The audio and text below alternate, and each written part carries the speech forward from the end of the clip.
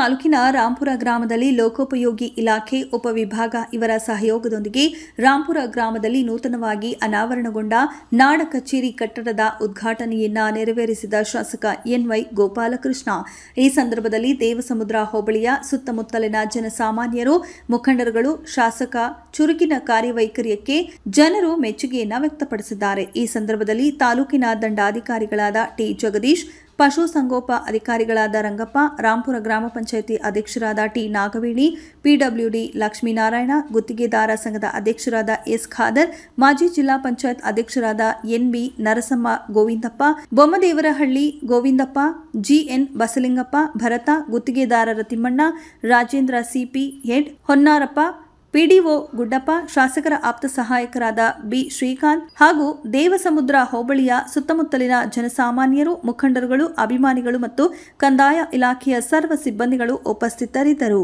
ವರದಿ ಸಿದ್ದೇಶಾಜಿ ವೆಂಕಟಾಪುರ, ಸಹ ಸಂಪಾದಕರು ಟಿವಿ7 ಕನ್ನಡ, ಮೊಳಕಾಲ್ಮೂರು.